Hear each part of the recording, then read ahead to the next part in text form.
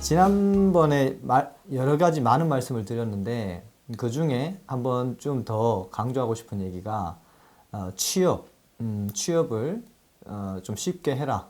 비교적 쉽게 하고 그 취업에 대한 생각을 좀 바꿨으면 좋겠다. 이런 말씀을 드렸습니다. 취업이 뭐냐? 뭐 내가 이 회사에 들어가자마자 이 회사를 끝까지 다니겠다. 이런 생각이 더 이상 맞지 않는 시대가 됐다고 생각을 합니다. 나는 그 회사에서 뼈를 묻고 싶고 아무리 그렇다 하더라도 환경이 바뀌고 그 회사의 사정이 있을 것이고 내 개인 사정이 있어서 결국 한 회사에 들어가서 은퇴할 때까지 일할 수 있는 확률이 굉장히 줄어들었어요. 이렇게 세월이 바뀌었는데도 불구하고 내가 그 마음으로 들어간다. 이게 쉽지 않으니까 생각을 좀 바꾸셨으면 좋겠습니다. 유연성 있게. 그래서 지난번 말씀드린 것 중에 취업을 어떻게 생각하면 좋으냐면 그 일자리 내가 산다. 물건 사는 건 쉽잖아요. 내 물건을 파는 건 어려운데 어떤 물건을 사는 건 쉬워요. 왜? 내 돈 주고 내가 사는 거니까. 그런데 일자리를 산다. 내 돈 주고 사는 게 아니라 급여, 연봉을 좀 적게 받고 들어가는 겁니다. 지난 시간에 충분히 말씀을 드렸으니까. 그러면 비교적 쉬워질 거예요. 그걸 이력서에 먼저 쓰세요. 그러면 면접의 기회도 좀 더 넓어집니다. 제가 사람을 뽑을 때도 결국 볼 수 있는 게 객관적인 증명 자료인 토익 성적, 어떤 어학 성적, 자격증, 학벌 이런 걸 볼 수밖에 없습니다. 사람 1명, 2명 뽑는데 100장, 200장이 들어오는데 뭘 보겠습니까? 그 자기소개는 다 똑같은데. 그런데 거기에 만약에 첫 줄부터 연봉 1,500만 원으로 6개월간 일해보겠습니다. 1년 동안 제 진가를 보여드리겠습니다. 이렇게 하면 최소한 면접은 보고 싶은 생각이 들 거라고 믿습니다. 그리고 나서 거기서 자신 있게 나의 뜻을 얘기하면 확률이 훨씬 높아지겠죠. 그런 생각의 변화 하나만 갖고도 내가 할 수 있는 기회의 폭이 넓어진다. 이 말씀을 다시 한번 말씀드리고 싶고요. 그 다음 게 생각을 바꾸는 게 뭐냐 하면 이 회사에 들어가서 내가 돈 벌러 왔다. 제가 보통 사람들에 비해서 지금 힘든 형편은 아닙니다. 그런데 100억 갖고 있던 사람이 20억, 30억을 갖고 있으면 굉장히 불안해져요. 제가 이만큼 갖고 있다가 최근에 뭐 이런저런 이유로 요만큼 줄어들었어요. 그게 10년 전에 제가 봤을 때는 굉장히 큰 돈이지만 현재 제가 봤을 때는 이제 좀 불안해지는 돈이 됐습니다. 그러다 보니까 저도 발등에 불이 떨어진 거죠. 이렇게 될 거라고 저는 불과 1년 전, 2년 전만 해도 상상도 못했어요. 왜냐? 저는 원래 제 계획 같으면 지금 베트남을 가 있거나 중국을 가 있거나 그것도 아니면 미국을 가 있었을 거예요. 2019년 3월, 2월, 3월로 기억하는데 코로나라는 게 발생을 했어. 새로운 바이러스니까 한 뭐 1년 정도는 가겠다. 2년 정도는 가겠다. 그 생각을 하고 1년, 2년 놀았어요, 그냥. 그게 끝나면 다시 내 세상에 올 것이라고 생각해서. 근데 지금 3년째인데 아직도 기약이 없다는 거죠. 이렇게 내 의지와 상관없이 이 주변 환경이 급변하는 시대에 우리가 살고 있는데 목적과 어떤 계획이 있는 사람들조차 그 계획이 비틀어지는데 생각도 없이 계획도 없이 산다는 건 내 인생을 너무 무책임하게 방치하는 게 아닌가 하는 생각을 합니다. 그래서 취업을 하셔라. 눈높이 낮추시든지 그 일자리를 사버려라. 잘 아시죠? 신입 뽑는 데가 거의 없어졌습니다. 아니 여러분들이 회사를 운영하거나 가게, 김밥 가게를 하나 운영하더라도 말아본 적이 있는 사람을 뽑지. 같은 값이면 저 지금부터 열심히 잘하겠습니다 하는 사람보다는 저 한 3년 말아봤어요 하는 사람을 뽑게 돼요. 그거를 뭐라 할 수가 없습니다. 예전처럼 일자리가 넘쳐나서 신입을 뽑아서 가르쳐가지고 막 하던 이런 시대가 지났다는 거죠. 앞으로 한참 또 그런 시대 안 온다는 거죠. 그런데 상당수는 신입이에요, 우리가. 그래서 이 경력이라는 거를 만드는 게 중요한 거니까 직장을 갈 때 신입분들은 이 직장을 내가 사버리고 그 사서 들어간 거기에서 돈 벌겠다 하지 마시고 경력을 만들겠다. 그러고 나면 또 넓어집니다. 그 말씀도 드릴게요. 제가 그런 말씀도 했어요. 직장은 취업은 진짜 좋은 겁니다, 사실. 물론 취업을 했으면 그 회사에 최선을 다해서 내가 받는 월급보다 더 많은 이익을 주려고 노력하시는 그 자세, 그건 너무나 당연한 거고 기초지만 언젠간에 내가 이 회사에서 많이 배우고 많이 얻어서 서로가 때가 됐을 때는 내가 나와서 관련된 일을 창업을 해보겠다라는 생각도 항상 가지고 있으면 내 인생에는 큰 도움이 됩니다. 한 가지 좀 실질적인 예를 한번 들어볼게요.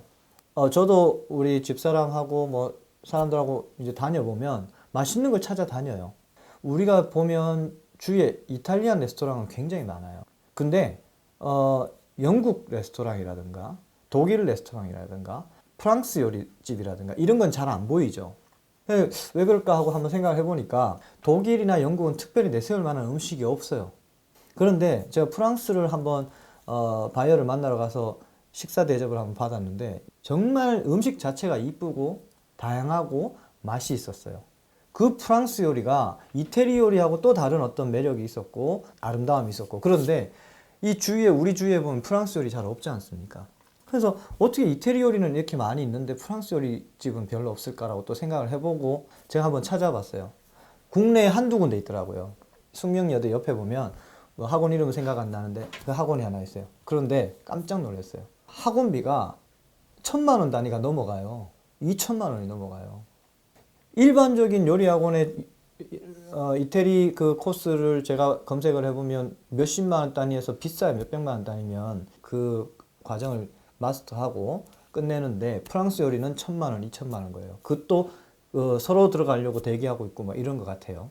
그래서 없구나 라는 생각을 했어요. 그러면 또 생각을 한번 해보면 전에 말씀드렸듯이 그 나이에 맞는 일이 있고 그 나이에 맞는 옷이 있고 그 나이에 맞는 환경이 있다고 말씀을 드렸는데, 모든 것에서 생각을 한번 바꿔보면 프랑스 음식점을 오픈하고 싶다. 그래서 내가 프랑스 요리를 배우고 싶다.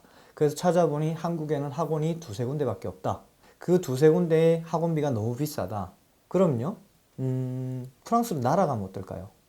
언젠가 이 코로나가 뭐 감기처럼 되고 이제 다시 외국을 왔다 갔다 하는 그 왕래가 자유로워질 때가 분명히 올 거라고 봅니다. 뭐 1년이 됐든 2년이 됐든 준비하고 기다리셨다가 그냥 프랑스로 날아가면 어떨까요?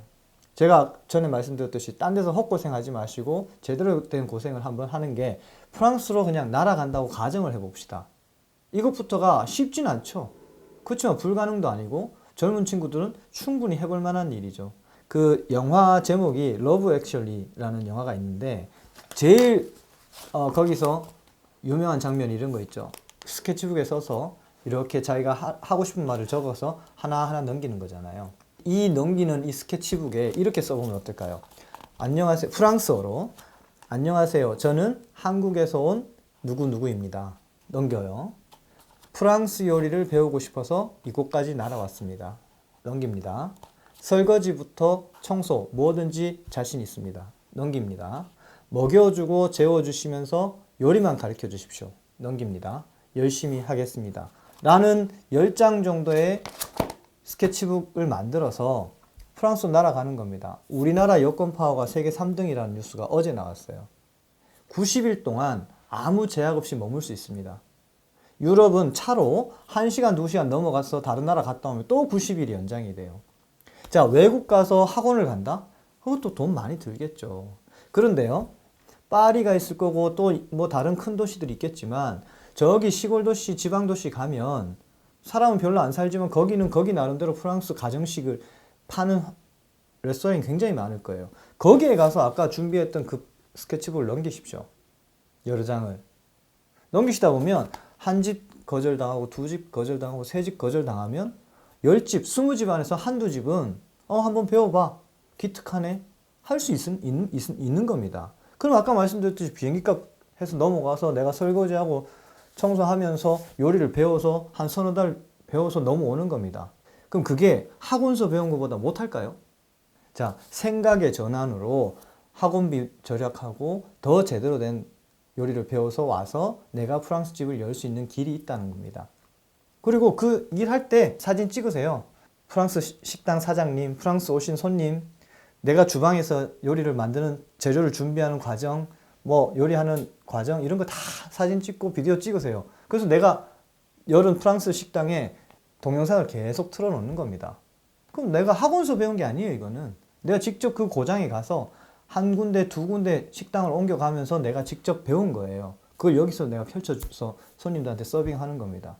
손님 입장에서는 훨씬 더 재밌고 또 프랑스 현지식을 먹는다는 어떤 즐거움을 더 받을 수 있겠죠.